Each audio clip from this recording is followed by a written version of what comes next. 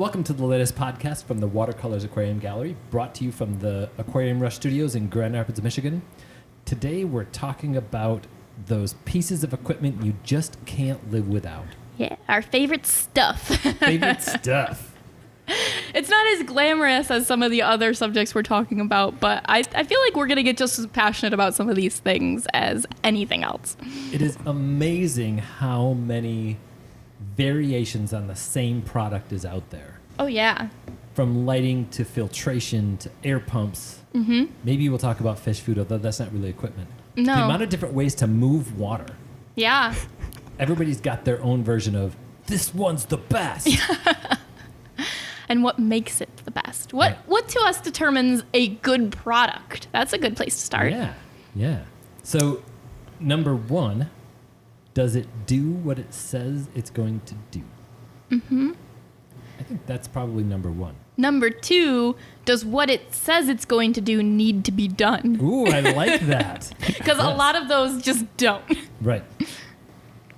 How long does it last? Yeah, that's a great one. Yep. And then just quality. Yeah. Just compared to the other similar products, is it better? Right.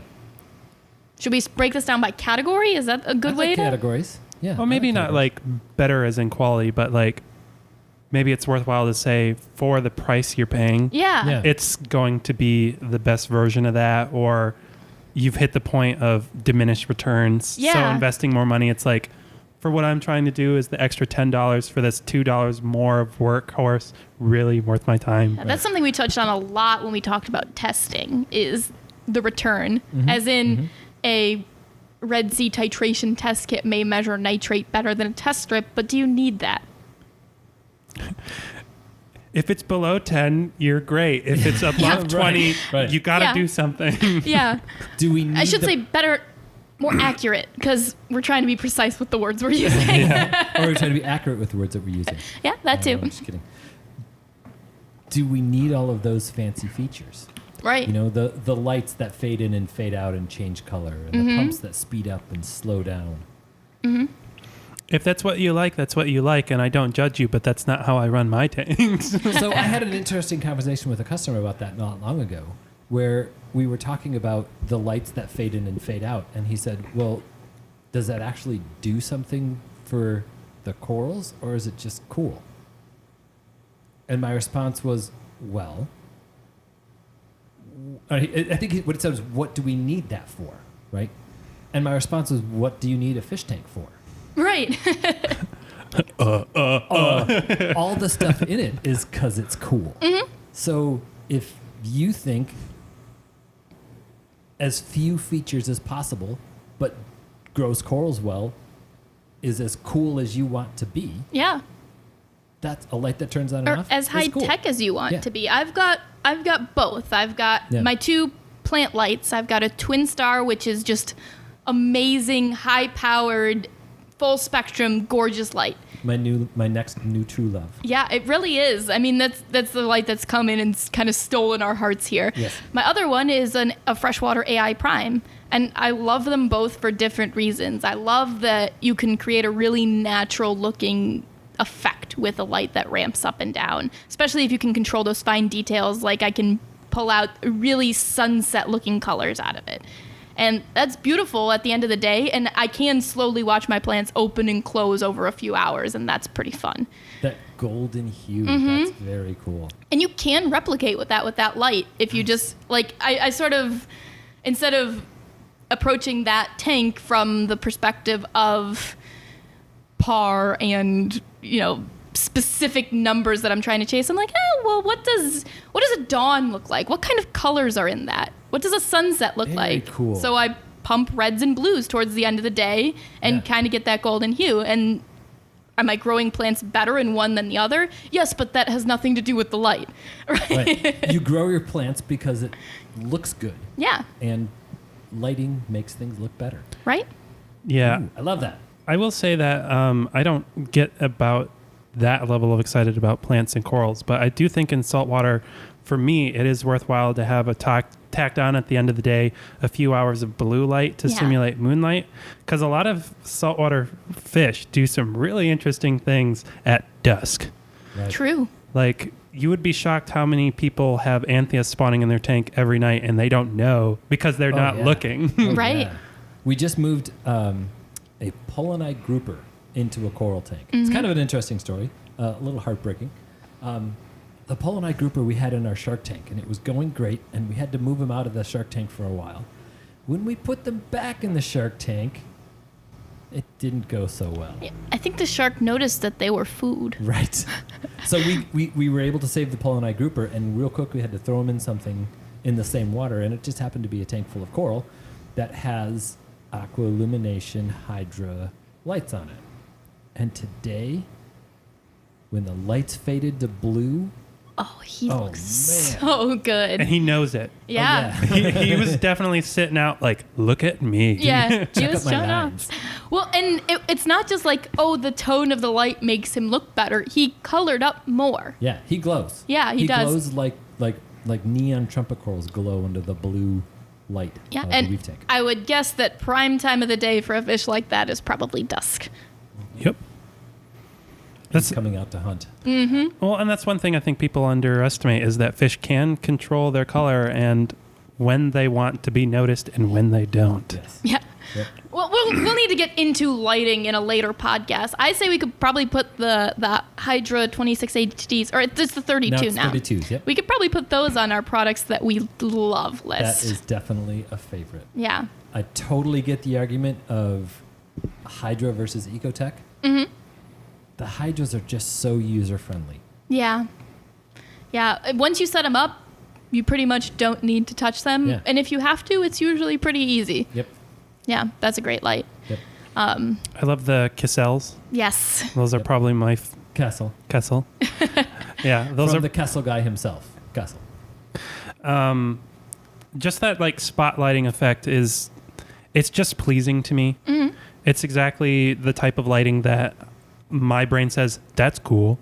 Nothing gives you better shimmer than a Kessel. Yeah, that's what I want. Yeah. And I think they probably do the best at recreating what looks like natural light. At least just out of the box, I could plug see it that. in, you know? Especially with their freshwater lights Yeah, because it looks like sunlight. it looks like sunlight streaming through like branches down into the river. Yeah. It grows really good plants without growing much algae. And Yeah. it's been doing it for years. We've got a Kessel 160 Tuna Sun on one of our tanks, Yeah. and it just looks great. It looks fantastic. That's a great one. We briefly touched on Twin Stars. Those are the Oh, man. wildfire in the store. I know. I'm hesitant to put them on this list just because they're so new to us, but Yeah. it's just notable how well they grow, and they're a perfect example of what we just talked about, which was value for the money. Yes. Isn't this an example of I'm always a little behind on equipment compared to you guys because I learn from you guys as you learn. Isn't this a light that we got in because you guys were like, well, someone said it was cool, and then we plugged it in and we were all like, oh. Yeah. Yeah. It came very highly recommended, but it's always hard for me to believe I'm going to be impressed by a light. Right. This was a light that we plugged in, and I, the person who is kind of like meh about stuff like that, was immediately like, oh, that's a big difference. We did a YouTube video on that light when we plugged it on, hooked it up to one of our tanks, and you can see all of our reactions. That was an unscripted reaction when we first looked at that light. It just made it better. And It is a no frills. It doesn't even have a switch. You cannot control it with your phone. You cannot even control it. It goes, Hook it up to a timer. yep. It's Yep. on or off. On or off. And a quick fun, I don't know how much of it made it into the video, but that reaction was quick fun behind the scenes for anyone who involves themselves in this podcast. This was right after we plugged in, or was this the same day we did the Owazi filter? I think it was the same day. Because when we plugged in the Owazi filter, we did not seal it up right, and we managed to flood the room. So that was like it was as much of a shocked reaction, but it was more because we spilled water everywhere. I didn't know that all got recorded. Yeah, it did. Yeah. So let's say that twin star was shocking enough that our reaction was that genuine after dealing with that. Well, it's probably a good time to move on to filtration. Those have been our new favorite, but we can't not mention the Fluval canister filters. Fluval canister has been a go-to for me for, I'll use the word decades. Yeah. Yep.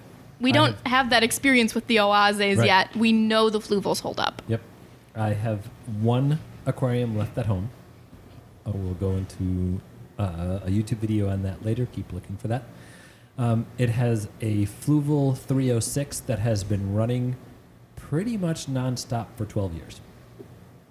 Yeah, I have no concept of how old my filter is. I dug it out of the basement here at some point, and I put it on that tank, and it's been running for 5 years now. I just realized I said 306 for 12 years. It's a 304. Wow. Because 12 years ago, there was not a 306. They didn't exist yet. And now they're 307s. Right. That's how It's a long they 304. last. Yeah. I have a hang on the back filter that is so ancient, I have no idea what it is. But I'm saying that's relevant only because I fully know that when that dies, I'm going to get a Fluval internal canister filter because those have been great. Yeah. Yes. Right along those same lines, same Hagen company, the AquaClear hang on the back. It's unmatched. It is. I've never tried a hang on the back filter that I feel rivals it, honestly. Right. It doesn't use cartridges. Yeah. I don't like cartridges. No. No. The only legitimate argument for another hang on the back filter that I would be like, okay, that fits your tank better is the titles. If you were going to do a low tech saltwater aquarium, because it's got that surface skimming. I could definitely see that. Yeah. The title is an excellent. Seachem did a fantastic job of addressing. Okay, here's what a good hang on the back filter is. How do we make it better? Yeah. And I think they succeeded. The price reflects that it is more expensive. It has some amazing features It does. that make it extremely user friendly. I love the little heater clip that it has on it. Yeah. I love that it's got the little tab. Have you noticed that? There's a tab on it that if it gets too, like the flow inside the filter gets slowed down at all, a tab pops up saying you need to take it apart and pull something out. Oh, that is very cool. That is so convenient. Yeah. Seachem addressed a lot of issues with that title filter, and that does make it. Yeah. My only complaint against it, and I only mention it because it is particularly an issue in a tank like what you just described. The output of the filter is set to go like slightly under the water surface and straight out, so it doesn't generate a lot of flow in the tank, but it also doesn't generate like any noise, and I think that's why they did it. I think you're right. Yeah. Yeah. But add a movement pump if you're doing it with salt water. I mean, I would do it anyways. Yeah, you should. You should. Speaking of movement pumps, Yes. the big three. That would be the Vortec, the Max Spec Gyre, and the AI Nero. Those are the three connected pumps. Yes, those are the three fun, controllable ones. Yeah. I think all three of them have their place, and all three of them have really good reasons to use them. Yeah. Nothing moves water like a gyre. Yeah. We put one of those on our 360-gallon shark tank. Just one. It was all it needed. Yeah, it clears the sand. Yep. Yep. Very controllable. I don't like the amount of maintenance that they take. Yeah. But otherwise, that Max Spec gyre is what a great way to move water. Yeah. Yeah. It does require basically I think it's the impeller that normally goes out on those, Yep. and it needs to be replaced every few months. Usually once a year. Okay. Yeah, once a year. When we had it, when it was getting heavier use. Well, that was also in a tank with sharks. Yeah. That kicked up sand and kicked sand into the Chunks of shrimp chunks. and Right. Yeah. Yeah. Maybe my experience was not in the average reef. Right. Right. Everything here gets a little more beat up than anywhere else, too. Well, I'm just gonna say that like I can say that the average Aquarius does not have what I would find in that gyre. The Nero versus the Vortec. Yeah. They both do very different. They both do the same thing in very different ways. If there's room for a Vortec, I'll put a Vortec on it in a heartbeat. I mean, the way that those things They are more expensive. They are. That's true. Yeah. And bigger. Yeah. Lots bigger. Yes. But to have that motor on the outside, that's cool. Yeah. The Nero is definitely the way to go if you need a slim pump. They're the slimmest ones I've ever seen. Slim little pump that moves a lot of water. Yeah. Yeah. So I've never used the Vortec, the one with the pump on the outside. I'm keeping my hairs in the right order, right? Yeah. Okay. Does that make maintenance on them easier? Yes, it does. And then you're not putting any electricity in the water. Oh, that's so cool. Like I said, I learned from these guys. Yeah. It's really cool technology, both the connectivity and just the actual movement of water. Putting one of those on a tank, and really, it's not that big. It just has the big housing on the outside, Right. and it moves so much. It's ridiculous. Yes. You put those two, you put a couple of vortex on each side of a tank, you can shake the water right out of an aquarium. Yeah. You can create a way with those two pumps set up right. And they're not that hard to set up right. You can talk to each other and calibrate to each other to get that back and forth going. You can create a wave that splashes out of the tank. That's so cool. Aquarium technology is amazing. Yeah. The future is now, people. But for simple movement pumps, we've been really going for those CJs. I love their nano pumps. I haven't had one break on me yet. No. And there have been other brands, I won't mention them, that they were great for a while, but I got really tired of getting shocked. Well, and the Sorry. price is comparable to those pumps. Yeah. Or the ones that are really difficult to set up and really fiddly to run. And these you just put in a tank and they work. Yep. And they keep on running. Yep. Keep on going.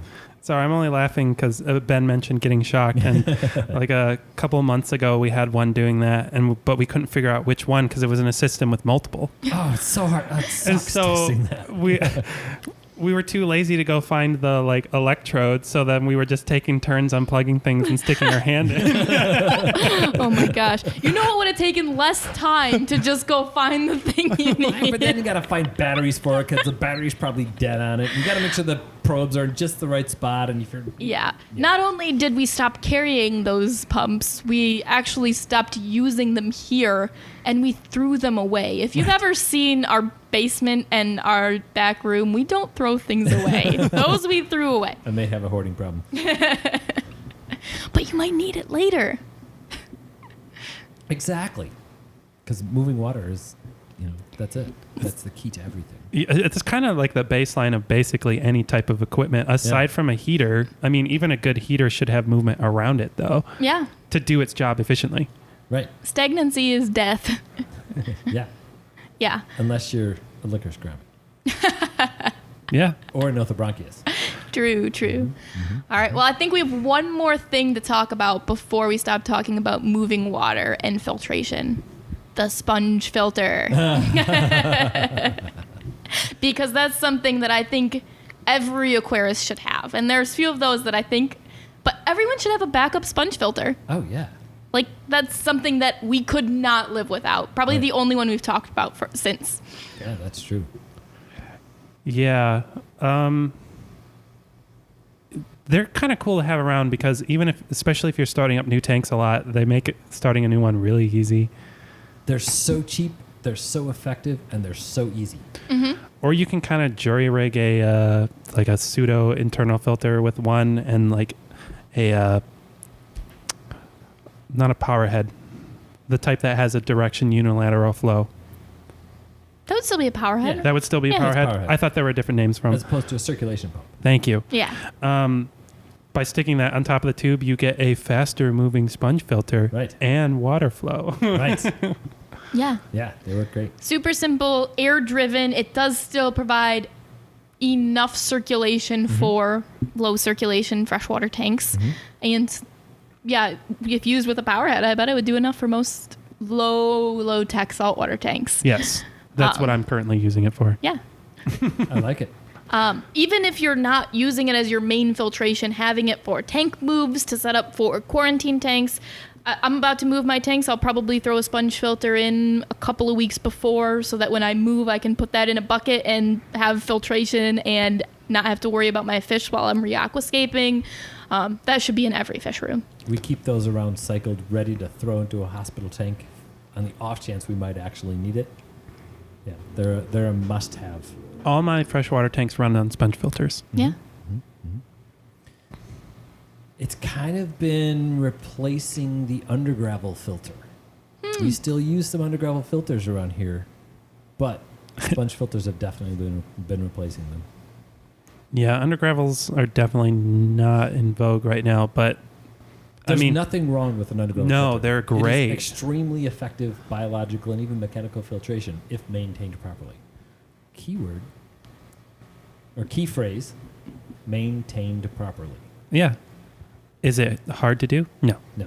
You need a thicker gravel bed, and you have to vacuum on a regular basis. Yeah, the main deficit of them is they're not great for planted tanks. For that reason, because you have to really just vacuum all the gunk out or they don't work. And that's why they've been kind of fallen out of favor as planted aquariums have become more accessible and more popular. They're just, but if you're only keeping fish and whatever you're doing in there, like I keep non-rooting plants predominantly.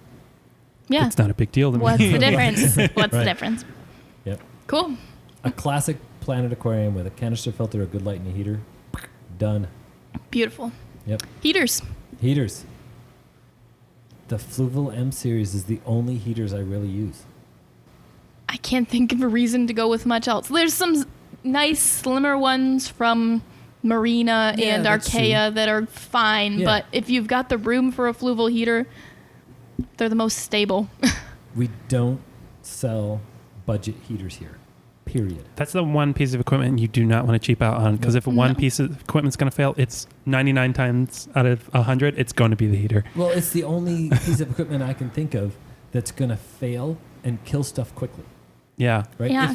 If your filter fails, you have at least 24 hours, if not a few days, before you have to do something. Especially if you have your handy-dandy sponge filter lying around. Then you can just pop that in the tank and you're fine for a while. Exactly. Right? If your light fails, even on a reef tank, you got 5 or 6 days before anything bad is going to happen to those corals. You can do a blackout on a reef tank for 5 or 6 days. Some people even say 7, without any detrimental effects to your corals. Yeah. Water movement. As long as there's something moving, you're all right for a while. In a very heavily stocked reef tank, okay, an argument can be made for water movement. There's none, it's going to be a problem. But reef tanks, we always have a return pump and a couple of circulation pumps. One of those goes out, not a huge deal. Yeah, at least get you enough time to either get to the fish store or if you can't, order something on Amazon. Heaters don't fail off. No. Never. They fail on. Yeah, the worst case scenario with a heater is all your fish are dead within a couple of hours if it fails. Right. I have had tanks at 105 degrees Oof. with a properly sized heater. Right. 105 degrees. I guess this is a good moment to quickly have a discussion of why do you get heaters of a certain size? Like, clearly there's such as a thing as a too small of a heater for a tank. Yes. Too big of a heater is actually simply the main reason is the problem that I just discussed. It's going to cook them even faster. Thank you. If something fails. I have had that discussion a few times this week. Yeah. Yeah, there's some people who are like, okay, I have a 200-gallon tank. I just want to do one heater. And what's the biggest one I can get that can do it? I'm like, probably So not when you want. 5 watts per gallon is the recommended. Mm-hmm. Wait, did I do the math right? Or is it 20 watts per gallon? No, it's 5 watts per gallon. I have no idea. 5 watts per gallon. I just do what Fluval tells me. 5 watts per gallon on a 200-gallon aquarium. Boom, boom, boom. 1,000 watts. Yeah. Yep. But even a 75, I think 2 smaller heaters better than one big 300 watt. Just because if one fails, then you're safe. You got backup. Yeah. If one, and let's specify here, if one dies, you have backup. Because if one fails, it's going to fail on. Yeah, but if it's too small and it fails on, then it won't boil the tank. There you go. Thank you. Yeah. I just wanted to be crystal clear on this. Yeah. We have started using the Awazi canister filters. Yeah. With a built-in internal heater, and I've heard very good things about it. It doesn't get our official stamp of endorsement until we've had them going for a couple of years. But It should inherently be more stable because it cannot be exposed to air. True. Yeah. Well, we've had it set up for like 6 weeks. Yeah. Just to give people a reference for why we're like, we just started with it, guys. Like, Yeah, we have no reason to believe that it doesn't work. Really, heaters are mostly going to fail when you're doing your water changes and you expose it to air and it explodes. That's probably the most common way that I've destroyed a heater. That's very common. That's a very common way of destroying a heater. But there are a couple of brands out there that have the reputation of being very reliable, good quality heaters. A couple of them that used to be really good that I don't think are anymore. I'm not going to say the brands because, that's mean. It's only fun to talk about things we like. Exactly. Yes, thank you. Yes, but I have had many of their heaters fail on out of the box. Yeah. I should say that's the only way I've killed a Fluval heater. Okay. Yep. Yeah. All my tanks have fluvals except for my 2.5s that happen to be heated. I don't remember what I have. They were kind of an oddball. I think they're a fluval though. Maybe they are. Marina has some nice little ones. Oh, it's a Marina. Yeah. Thank you. Which is the same company. Yeah. Yeah. They kind of look like a little vape pen. Yeah, those ones. Yeah. Yeah, I know exactly what you're talking about. Right. I just need it a few degrees warmer than room temperature. I don't need to get fancy with a 2.5. Oh, does it need an internal thermostat? It helps. So what are some of those products that we use them sometimes, but not all the time? Well, before we get onto that, can I say a product that isn't equipment that I use all the time? Yes. Prime. Yeah. Prime. Additives would be fun to talk about for a little bit, for sure. Python water changes. Yeah, that I couldn't live without. I probably wouldn't keep aquariums if it wasn't for a Python water changer. Right. I'm still part of the bucket brigade. Boo. But even if you're part of the bucket brigade, you probably use a Python siphon I do. to do the water change. Yeah. Yeah. Right? Nope. To me, I'm not hauling buckets anymore. I'm draining into the toilet. I'm filling from the sink. Yep, absolutely. I mean, I don't have many large tanks, so it's not a big deal for me. But if I had 2 20-gallon plus tanks, it's already worth it. Like, do it. Like, And you got to get those gains, right? yeah. Got to find any opportunity. My wife has a very cool 5-gallon Betta bowl. Oh, that is sweet. Okay, it looks like a brandy snifter that's 5 gallons. Mm-hmm. It's It's amount of gorgeous. brandy. so cool. I by love the way. that thing. Yeah. And that one we do use the bucket brigade, but you're taking 2 gallons out at a time. Yeah. And our houseplants love that water. Yeah, I do. I do. I can't say bucket changes on my little 1-gallon tank, but I definitely pull a few syringes out. That's about the closest I get to not a Python. No, the Python is definitely the biggest gift a fish keeper can get themselves, and that's the only way to describe it. My mother, I recently convinced her to get one because She's like a lifetime aquarist, right? yeah, Yeah. and she's getting a little older. I just She might listen to this. I know, that's why I'm trying to be nice. How about hauling buckets is a pain for anyone of any age? Yeah. And so I was just like, it'll be so much easier. She bought one, and 2 days later I got a text and she goes, "Oh my God, why didn't I do this? Why did I do this 15 years ago?" It's the one thing that we talked about that I could call a game changer. Yes. All of a sudden, maintaining 6 aquariums is just as much time as maintaining 1. Yeah. And that's why people, pythons are why people get multiple tank syndrome. You realize that once you have mature tanks, it doesn't take much more time. And what's the biggest complaint people have about having an aquarium? Too much work. Too much work. Having to maintain it. Anything you can do to make water changes easier. Doesn't matter what it costs. Do it. And a Python, if you don't have a Python, Here's the thing that I'll frame it as, because I think a little differently from Ben. Think about how much time you'll save over the course of, let's say the average aquarist keeps their tank just for the math to be easy, 2 years. If it saves you on water changes X amount of time per week. That's 52X every year. That's 104X every 2 years, et cetera, et cetera, et cetera. How much do you value time? How much do you make in an hour? Yeah. It's going to save you at least 10 minutes per aquarium. Yeah. At least. Yeah. I will add that one of the things, the arguments that people have against it are, well, it's just a hose and it's just a tube. Mm-hmm. So why can't I just make it myself and it'll be cheaper? And it's going to be maybe half the price if you really cheap out on hosing. If you went to a hardware store and bought half-inch hose. But the Python hose to work with compared to the half-inch hose you're going to get at a hardware store, it's like a world of difference. To coil it up, to move it, it's so nice. It's so really soft good. And supple. We have a Python in our basement and a Python upstairs. Like, I did not think that I would ever need to debate the softness of different types of hoses in my life, but welcome to your life. It is a big difference. It's huge. Because I tried to cheap out and I ended up having to buy it twice.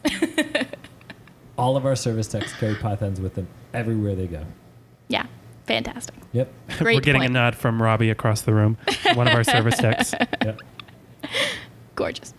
What else they carry for doing water changes on systems where they can't go with the Python is the Supreme Mag Drive 9.5 pump. We abuse those pumps. Like, no piece of equipment should ever be abused. Are those the ones that I use downstairs? Yes. Okay. Those are the pumps we use in all of our barrels. Literally abuse them because they get beat, they get smashed around, they get everything done to them. It's very hard on a pump to be turned off and on.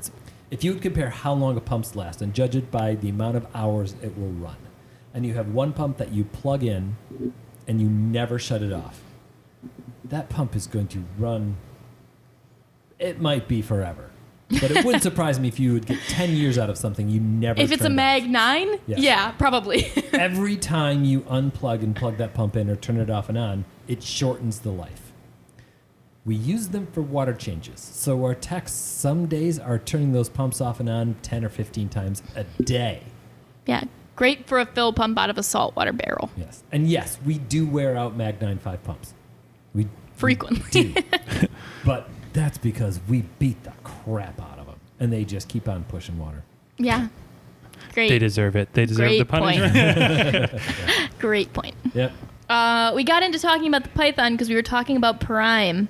Yeah. Additives. Why do we use Prime and not any other water conditioner ever?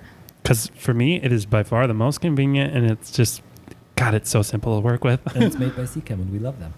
And the concentration compared to other brands is a world of difference. It's going to be a little bit more up cost to buy a bottle the same size. That bottle will last you a lot longer. Yeah. I tell people, because we've got I'll show people a bottle of Prime that costs $10. I'm like, yeah, you could buy this. You could buy a different brand. I probably won't see you replace this bottle in the next year. And any other brand is probably going to be once a month. Or two. Once a month that's an exaggeration, but for some of them, considerably more frequent. Yeah. For some of them, honestly, like especially if you're using one of those Beta water conditioners or something like that. Please don't buy Beta water conditioners. You don't need them. They're shockingly weak if you look at them. Right. Prime does the job. Betas are so hardy and so adaptable. Oh my gosh. Yes, you have to take proper care of your Beta. Yeah. Grand Rapids water is really good for them.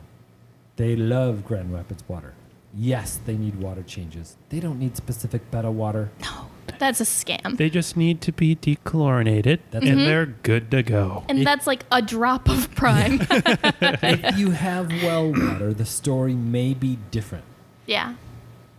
You still don't need specific Beta water. You could buy spring water, or you could, make friends with the neighbors. Make friends with the neighbors, right? Or, come and get free tap water from us. We would do that for tap water for you, Beta, if that's what it takes. Or at the very least, if you're worried about, is my water safe, just bring it out and I'll test it. Right.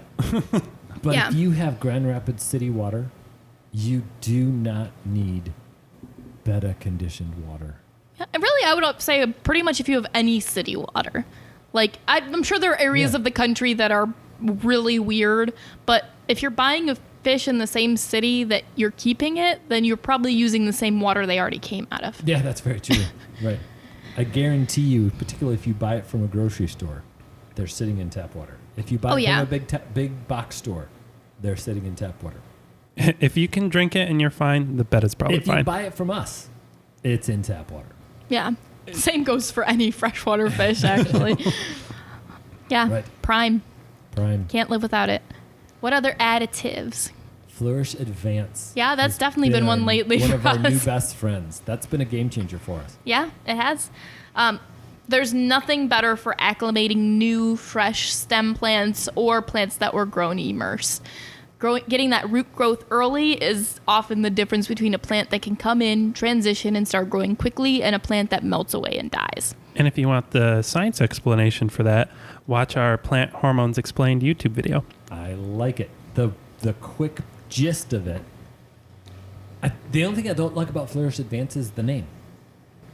Right? Because they have their main fertilizer is called Flourish.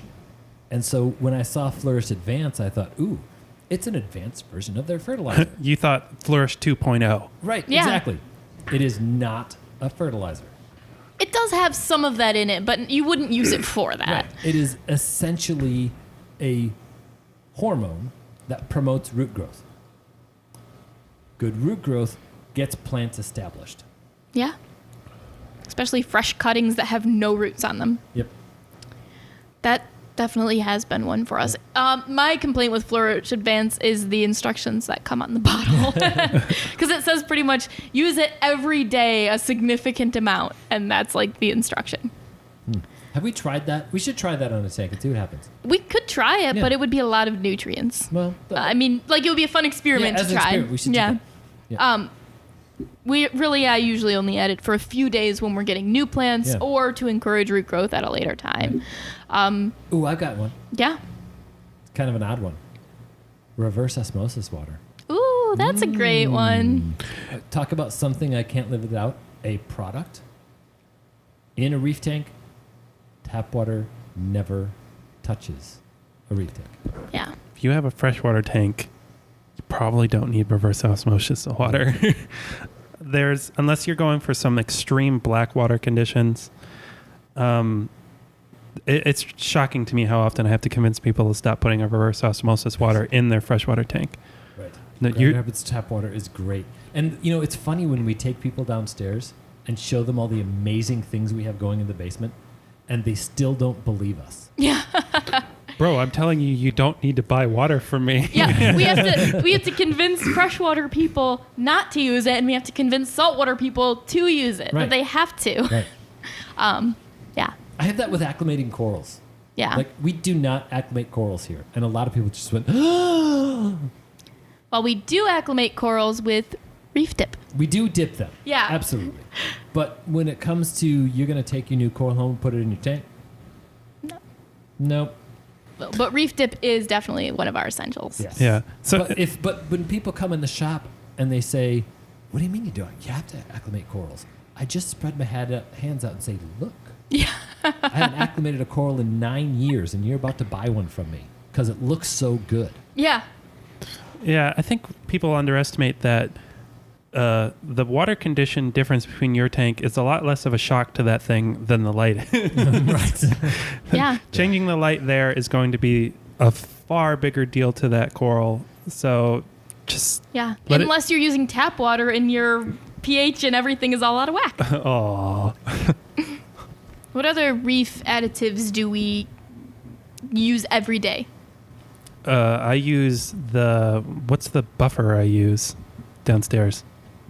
Reef buffer. Yeah, that's Yeah. Seachem. Seachem reef buffer. I use Yeah. that literally. I think the one day in the week I don't use it is Wednesdays. As part of our quarantine process, as we bring salinity down for hyposalinity, I'm also dosing it in the big coral system because of the number of corals we have. right? As the salinity comes down, we're doing that with RO water. So buffering that water with reef buffer from Seachem, getting the pH and alkalinity so it matches seawater even though there's no salt in it, has been huge in the success of quarantine. Yeah, that is a powdered additive that needs to be mixed, which is why oftentimes in smaller tanks we use the liquid 8.4 instead, Yes. which is Aquavitro, which is also Seachem. The Aquavitro line, Seachem did an amazing job with that stuff. Both their freshwater plant line and their reef line. And essentially they said, hey, instead of trying to make our reef line better, let's start over. And they did some really cool things, like their calcium additive. And this is chemistry that I don't get, right? But Black essentially, magic. Black magic. They encapsulated the calcium ion in glucose, which is sort of a little bit like coating it in sugar so it tastes better. Now, that's not exactly what it does, but according to Seachem, it improves absorption rate of calcium in corals. So You know, now that you say, I didn't know that about this No. product, but as you say that makes immediate sense to me as someone with experience in microbiology, molecular biology. Yeah. Sorry. would it make it like recognize the calcium as food almost? No, it would just versus- make it easier to cross the cell membrane. Oh, cool. That's some of the fun things that Seachem did. with the Seachem's so Aquavitro smart. line. I know, right? Products by hobbyists for hobbyists. Yeah.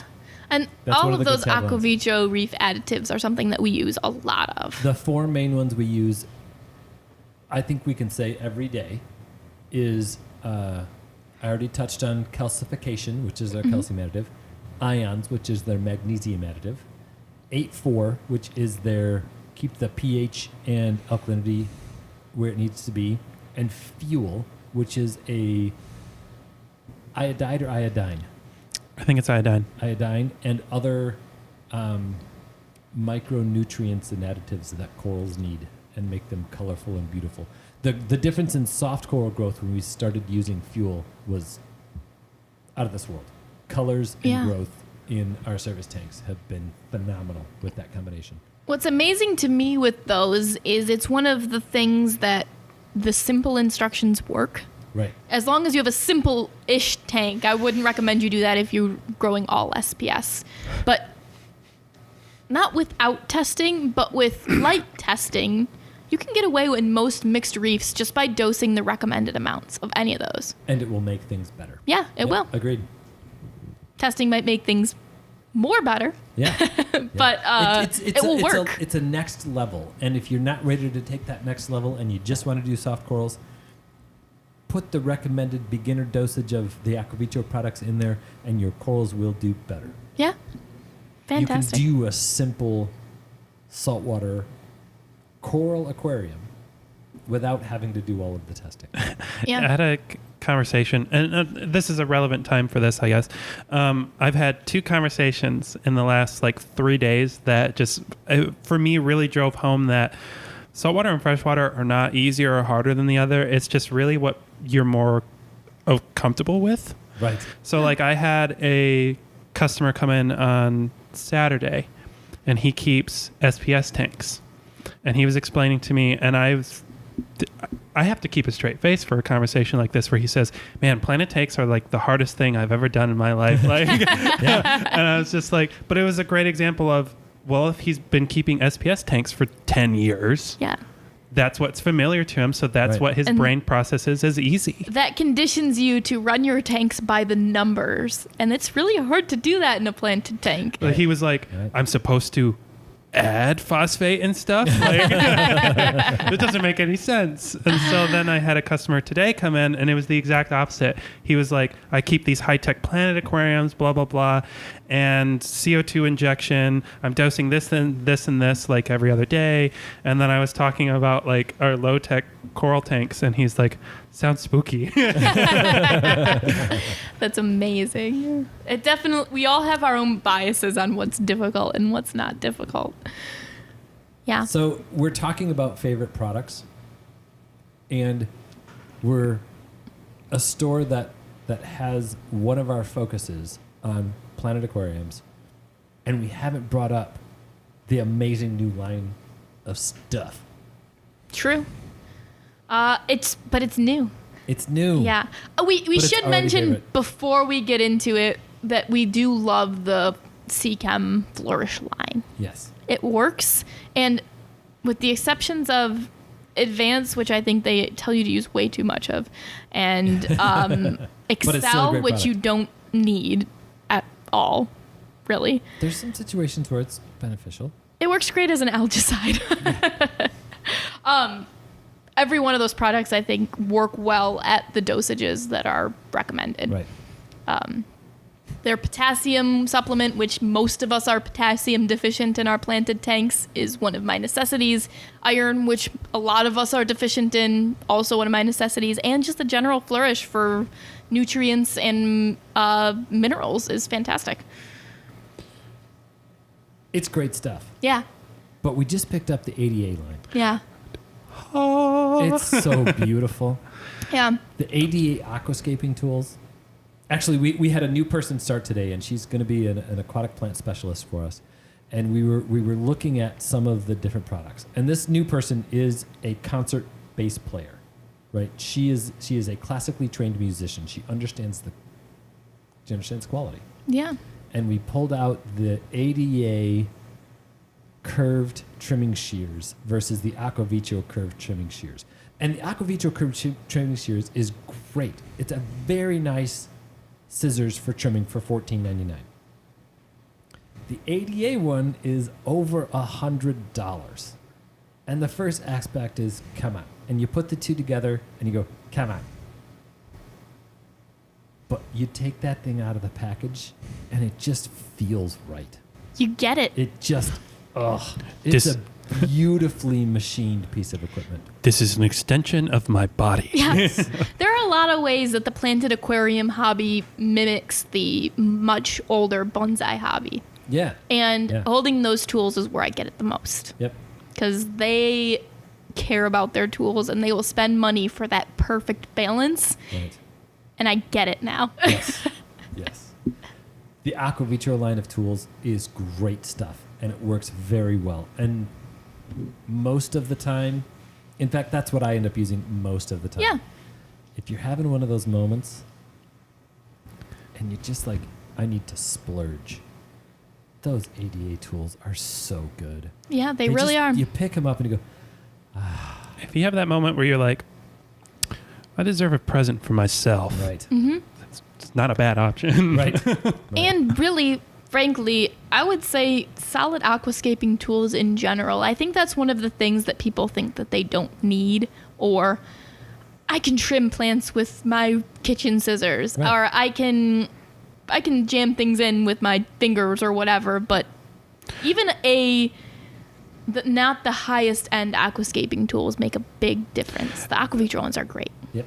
I don't keep planted, like high-tech planted aquariums myself, but I do work on them here. Let me tell you, the difference between a good piece of equipment and a bad piece of equipment is the difference between me working on one of those tanks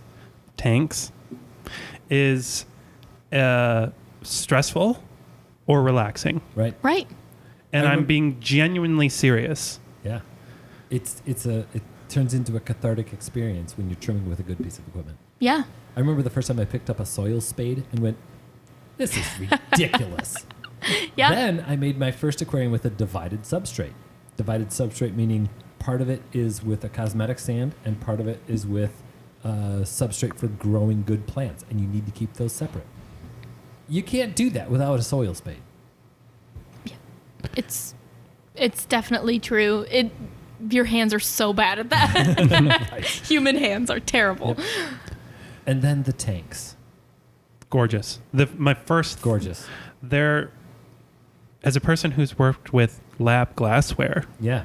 my first thought was, holy crap, look how little iron is in this. And I know that statement sounds dumb, Yeah. but that was genuinely my first thought when I saw it.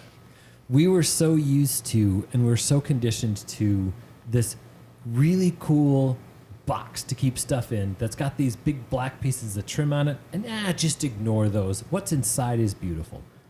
And what ADA tanks do, and there are other rimless tanks that do this very well as well. It's not the same. But Somehow it's not. It is not, I know. It makes the whole thing beautiful, not just what's inside of it. It kind of goes back to, when I touched on we do this because it's cool. The whole box is cool. Yeah. It just, my brain's like, what kind of intelligence does it take to design a glass box that makes a third party go, I like this box better than this box? Yeah. This glass, I can't tell you what it is, but it's better. And it just is. It is. They're gorgeous. Yeah. They're gorgeous. What ADA does, and I think if you were to listen back on this, what the products that we love do is take advantage of good design.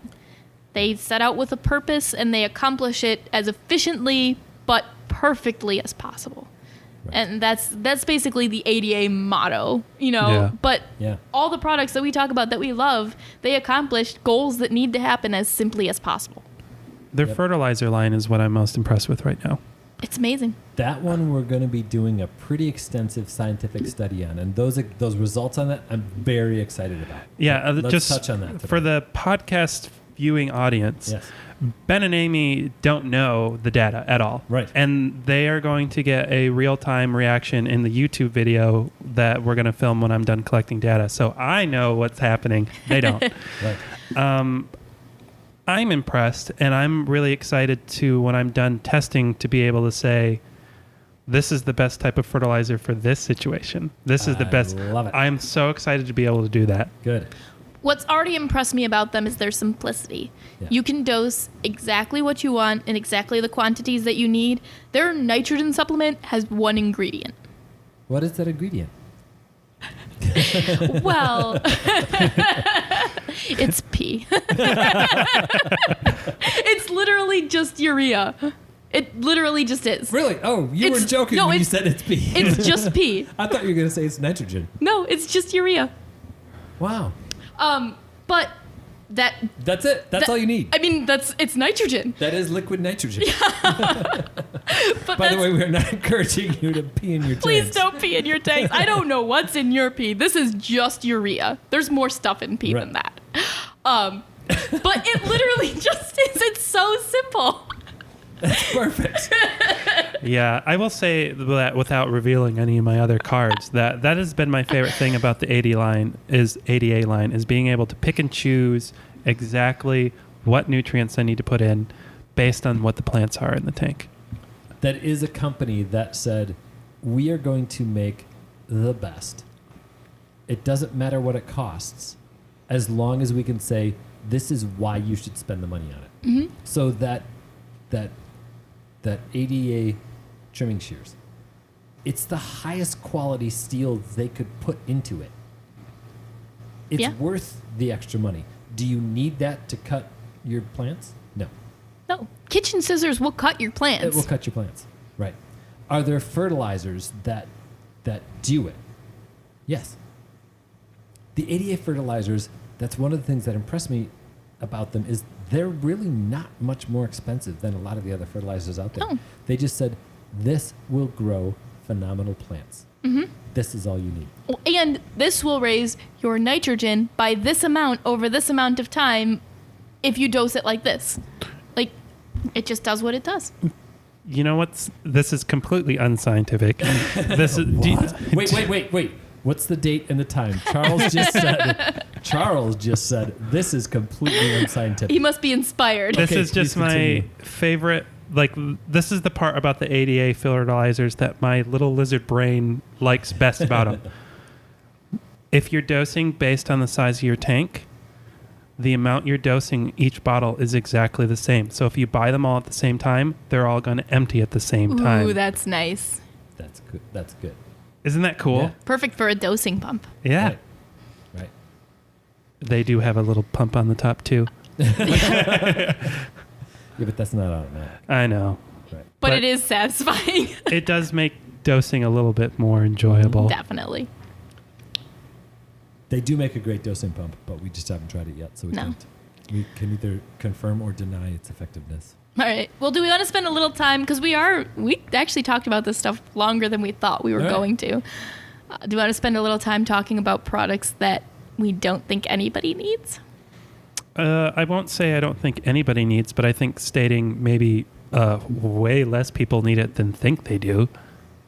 Right. Are we going to get in trouble for this? Maybe. I think so.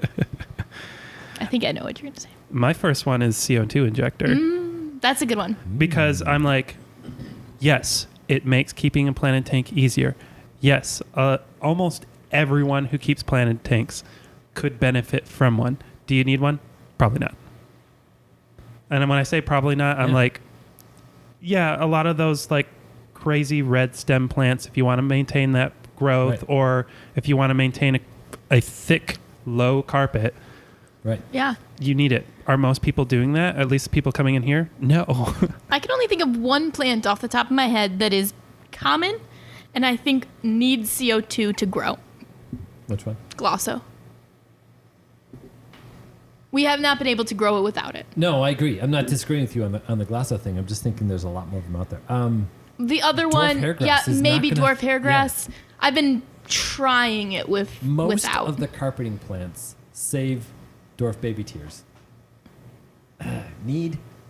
Probably, yeah, need. You I mean, need you can grow dwarf baby tears just fine without it. Right. I'm thinking just like the common what you'd normally see in a fish store.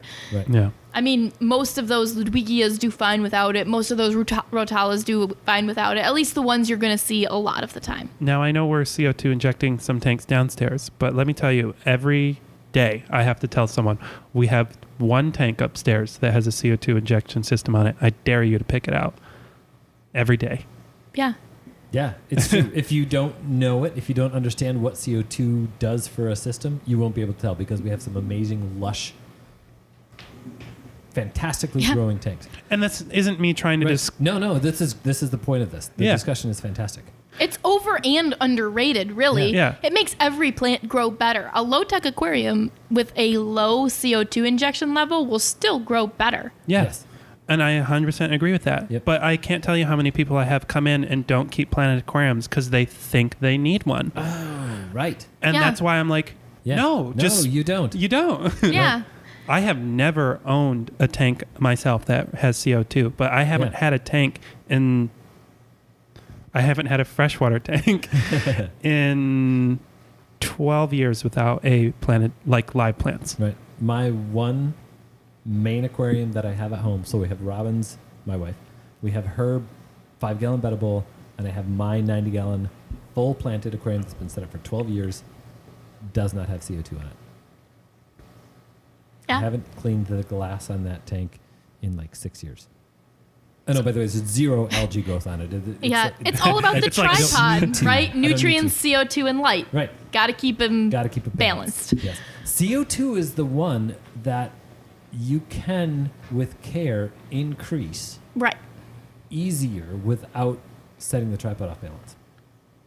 Yeah, because the other two will just start growing algae almost immediately. CO2 will actually work Too much against light, it. too much nutrients, Yeah. you got an algae problem. Yeah, I think that was a good point. I thought you were going to say carbon. Oh, yeah.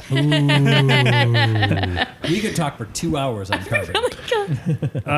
We could rail for 2 hours on carbon. Yes. I get why people like it. I don't use it ever. I've never used it personally. I've used it here to clear up a tank a couple times. Yes, that's it. That's its use. So carbon, my spiel on carbon, the white paper test. If you are wondering if you need carbon, tape a white piece of paper to the long side of your aquarium where you can look through the aquarium at that white piece of paper. If that piece of paper looks white, do not put carbon in your tank. You do not need it. Carbon takes out discoloration. Yeah. It removes organics generally from the water. Yeah. Some of Well. them. Yeah. But I mean, Yeah. Purigen will do most things better. Yeah. Yeah, as a person who likes Chemicals from the water. tannins in his tanks, I don't like carbon. Right. Yeah. And it's not even just that I'm like, even my tanks that aren't black water, just a little bit in there, the fish just seem to like it better. Gets it a really natural look. Yeah, so I just don't like carbon. To pull medications, but those Yeah. are like the only. Right. If your tank is frequently not clear, then you have bigger issues than needing carbon. Carbon has been proven scientifically to be one of the smoking guns, one of the main and primary causes for hole in the head lateral line erosion. I'm giving Charles an assignment to find the paper on that. It's out there, and it's a really cool. It's definitely something we need in our study. back pocket. Yes, but the scientific paper is out there now. The scientific paper as to why it causes hole in the head lateral line erosion is not there. We don't know why, but we have proven that it does. It is something that can be healed quickly when you stop using carbon. But a short temporary use of carbon, just fine. This long-term use of carbon over the life of an aquarium, a cartridge filter that you constantly change that always has carbon in it. Now, the amount of carbon in a cartridge of a cartridge filter is gonna wear itself out in about 2 days in the average aquarium. Right. So it's really not doing much. Yeah. Cartridge filters are pointless for so many other reasons as we well. just don't like them. And even in the aquaclears that come with carbon, during the initial setup, we'll run the carbon in there for a little while. After about 3-4 weeks, take the carbon out. Don't replace it. Throw it away. Don't use that one again later. Throw it away. It's done. Yeah, replace it when you realize you miss it, Yeah. which will be never. Do the white paper test. Yeah. It works. It's fun. Yeah. On a similar note, I did already mention Flourish Excel, but I can bring it up again in this point. I don't think most people need Flourish Excel. I think almost no people really do. People use it as a CO2 supplement. It is a decent carbon supplement, but a lot of people that I have talked to recently use it as their only fertilizer. It's not a fertilizer. It's not a fertilizer. It has really very little, if anything, to do with actual fertilization Right. or minerals or most of the things that plants need. It supplements some carbon. It's toxic at many levels. Yeah. Some plants No. just can't cope with it at all. Right? Yeah, I would argue that almost no one needs it. I could see a few people wanting it. There Yeah. are a few plants that can use that source of carbon. Right. Most of them can. No. Some of them can use it very, very well. Yeah. And those plants will grow well with the use of Excel. And some of them take it in and it just kills them. You're right. It works okay as an algicide in some situations. That's about all I can say about it. It's a fine product. It's a very It doesn't- specific It's very, product. yeah, exactly. It does what it says it's going to do, but it doesn't do what people think it's going to do. Yeah. People think, I don't want to inject CO2, I'll use Excel instead. And No. it is not a replacement for that in any way. You'd be better off just not adding a carbon supplement, whether it be CO2 or Right. Excel. Right. Have you considered getting a few more fish? Yeah, right? I mean, it pretty much, I think, it adds carbon in the same degree that respiration does, right? Or a similar way to that. It's not like injected CO2. It's more like that, as far as I know. Yeah, it's supposed to be like a bioavailable type of carbon. So I don't quite understand, not without knowing what it actually is. Right. I can't comment on what it's doing. But Yeah. but I can say that there are situations where I've used it where I'm like, okay, it's doing what it Yeah. needs to do in this scenario. Yeah. The amount of times when I've asked people what fertilizer are you using and all they say is Flourish Excel. I asked what fertilizer you were using. Yeah. Is the next. Yeah, right.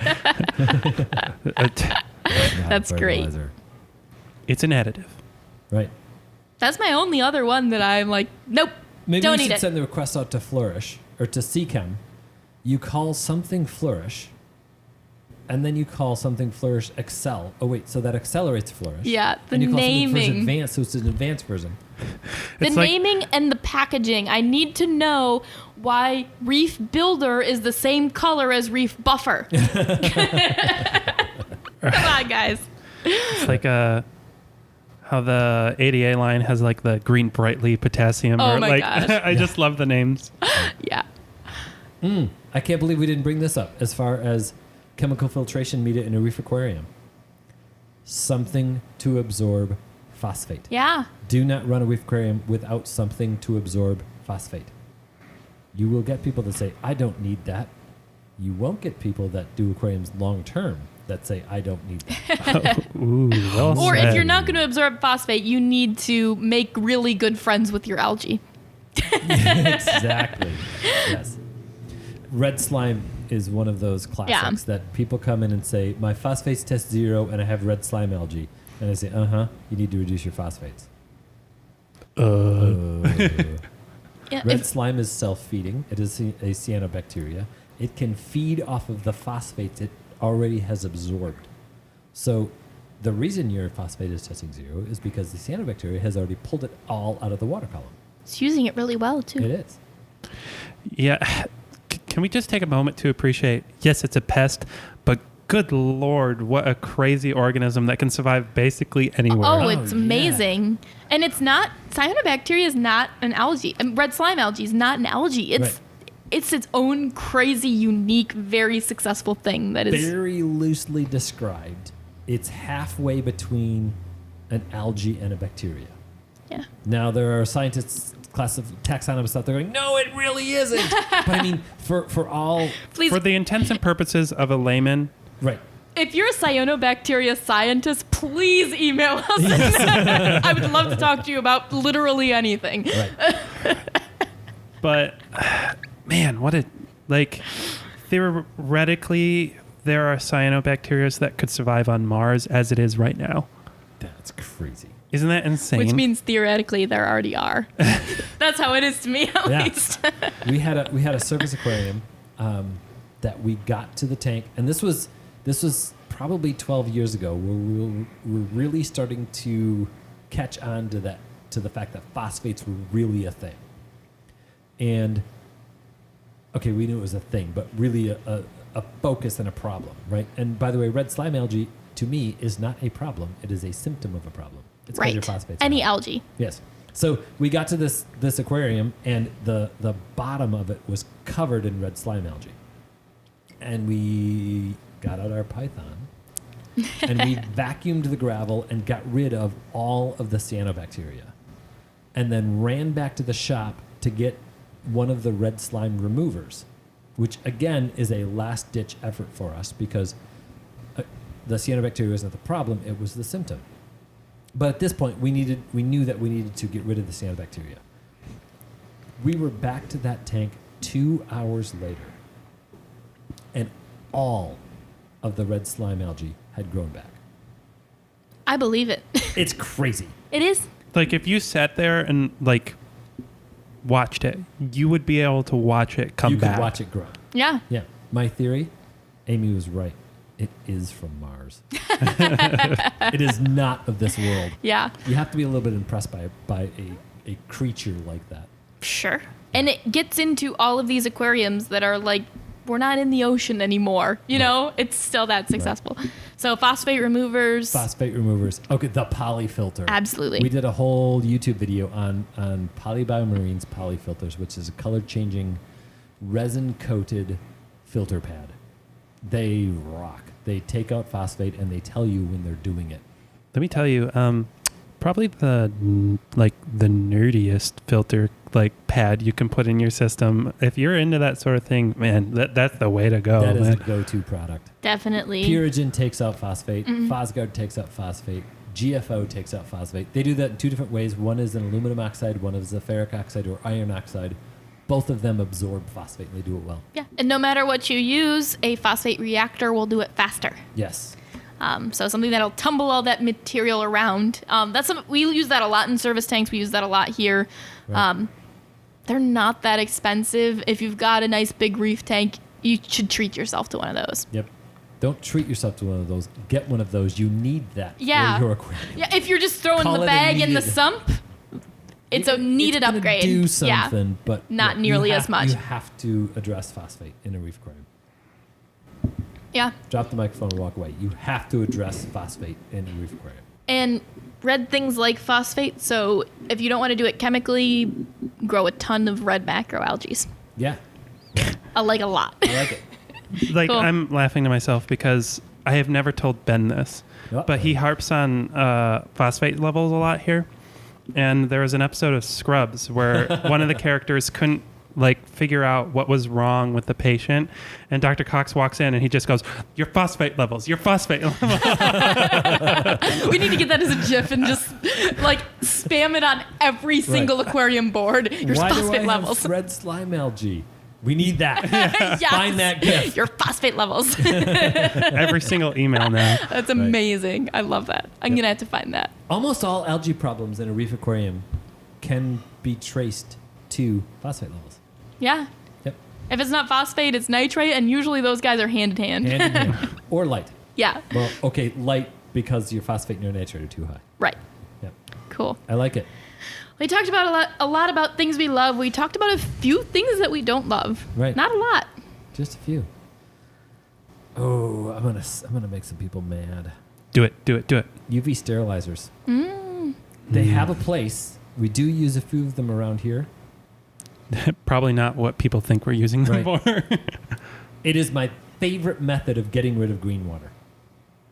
In Yeah. fact, it's the only method I consider almost instantly effective. In fact, we will rent out a UV sterilizer if you have a green water problem. It will solve it. Yeah. Well, it will correct it. It might not solve why No. you got the problem in the first place. No, it will.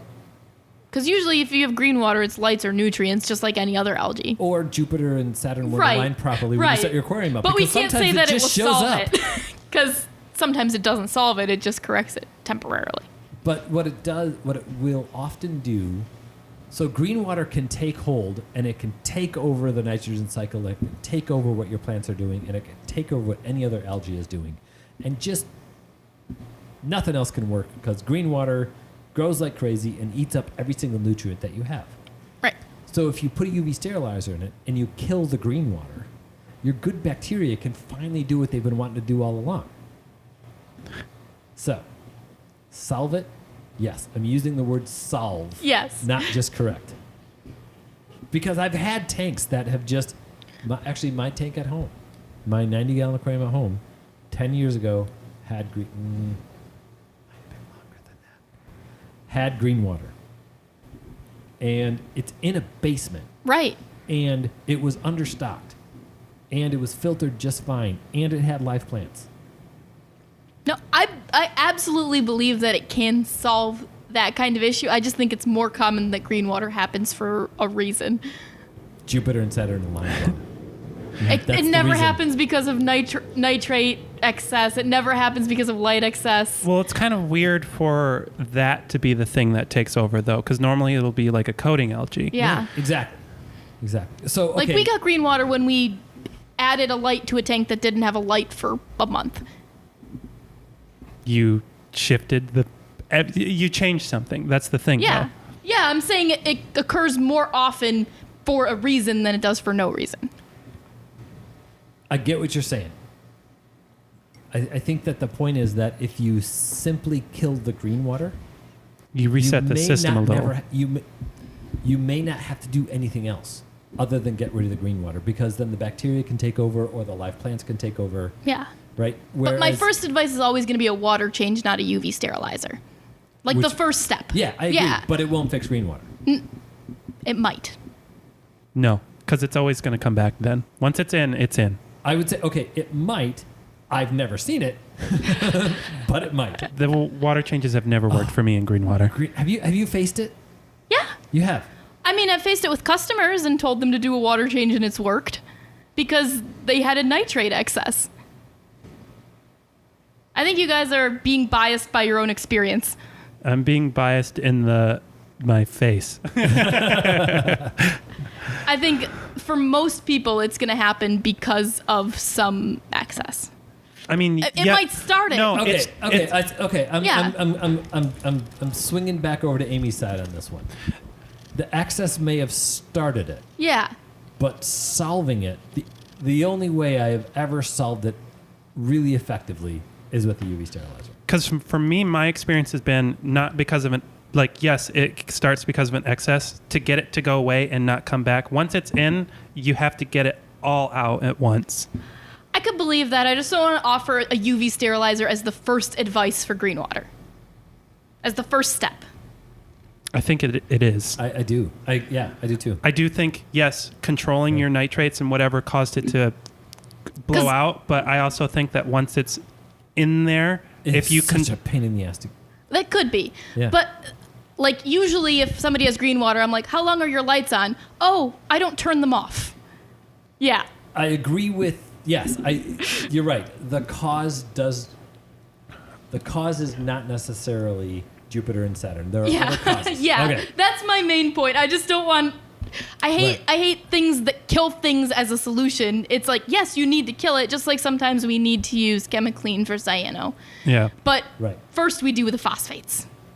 First we check the phosphates and dose the phosphates. Yeah. It's not you have this, you add this to kill it. It's you have this, you can add this to kill it, but you figure out why it happened in the first place. I've had Yes. so few circumstances with green water that I could solve it once the problem was there. That I could solve it with anything but a UV sterilizer. Yeah. Oh, the other thing that I've seen, it's actually pretty cool one, a biological control. One of those Marina net breeders or Nutrifin net breeders, and you put a bunch of Daphnia in the net breeder. Yeah. And the Daphnia love the green water. I have heard of people and seen that work effectively as well. That has happened to us in the Moina tanks too. Yeah. Yeah. That they've cleared it up. devouring it. Definitely. Yep. Definitely. But in a tank with fish, good luck with that work. Yeah, right. Exactly. Yes. That's not a great method. So let's just summarize here, at least my viewpoint here. Yes, green water is happening because of something. My experience has been that unless you kill it all in one go, even if you get that stuff in control, it's still going to be out competing for Yeah. resources against what else is in your tank. You need to reset the tank, kill Yeah. all the green water at once, and then everything else can move back in and take over in the reestablished parameter Right. conditions. Yeah. I just wanted to temper that advice a little Right. bit. But that's why we will rent a UV Yeah. sterilizer. Exactly. Yep. Disease control in a big system. Love the UV sterilizer for that. Yeah. Will it get rid of something? No. Will it help prevent something? Maybe. Yes. It'll- Reduce the likelihood of spread just in case something goes wrong. Reduce the spread of some algae. Yeah. A UV sterilizer can only kill things that are in the water column. Right. Most diseases don't primarily live in the water column, but To spread, they have to go Yeah, through the water exactly. column. So if they go through the UV sterilizer first, yep. that exactly. happens. Other than that, I don't. Although I do, with the caveat, I'm not 100% convinced how strongly I think that would be useful for a single tank system. Because in the multiple tank system, it slows the spread because in order to get from one tank to another, it's got to go through the UV sterilizer. Right. Me personally, I don't have any empirical data on it, but in my head, that makes me think that's what it makes it effective in our situation. Right. Yeah, I would agree with that. Like, if you had a fish in your sump and a fish in your system, maybe it would stop it from getting. But, like, the whole point where we started this is you don't really need a UV sterilizer. Except for in very specific circumstances. There are a couple other people in the hobby whose opinion I tremendously respect that disagree with me on that. And we had the debate, and neither of us could prove each other wrong. Right. So that is definitely one of those products out there that, all right, argue cartridge filters with me. Come on. Argue Yeah. vacation with feeders with me. Come on. UV sterilizers, there's some give and take on that one for me. It's the only thing we've gone back and forth on. Yeah. So. Yeah. Yeah, I would love to see some real data about exactly how that works to limit certain organisms. Yeah. Vacation feeders. No one needs them ever. No, that's Never. a stupid product. Except never. I With the need it as exception much of as I never. need a giant pile of rotting material in my aquariums. Because Wait, that's what you it can is. buy those? I got this dead fish in the dumpster. Would you like it? Yeah. Yeah, they're That's more all I have to say likely to about kill that. your fish than Don't they use are them. to. Right. Also, I want to be very clear that joke was directed at the fish lads across the street, not not a commentary on what we do here. And By the how our way, dumpster is full of dead fish. No, we Yeah. have an actual fish restaurant down the street from us. yeah. I thought about it and I was like, wait, what did you just say? Yeah, don't buy them. an automatic feeder. Actually, this is a good one that we didn't mention. Yeah. Not every home aquarist needs an automatic feeder, but it's an investment for every vacation you ever go on. It's much better than a neighbor. It's much better than a neighbor, and it's a million times better than a vacation feeder. In the sense that one is good and one is bad. Yeah. Not as in it's bad at doing what it needs to do, as in it's has a negative effect on your tank. Right. One will kill your fish, one will keep them alive. Right. Again, I'm going to say it again, just to be very clear on how much we hate vacation feeders. It is not a product that you're paying money that does nothing. It's a product that you're paying money to make your tank worse. Worse. Every time. Right. Yeah. Just If you are a manufacturer out there who manufactures vacation feeders and you believe we are wrong, please start the debate. yeah. Yeah. I can't even come up with a devil's advocate excuse. No. It's No. better for your fish not to eat than to throw a rotting vacation feeder in the tank. Yep. That's it. That's it. Settle. Yes. Well, there we go. But I genuinely mean that if you are a company that manufactures and sells vacation feeders, tell us why. And the answer can't be, well, people buy it. Yes. If Yeah, that's the that's reason, never a good then- enough answer. then go do some redesigning and find a better business model. If there's another reason, tell us that we are ill-informed, and we will admit it in a podcast. We'll make a YouTube video. We will.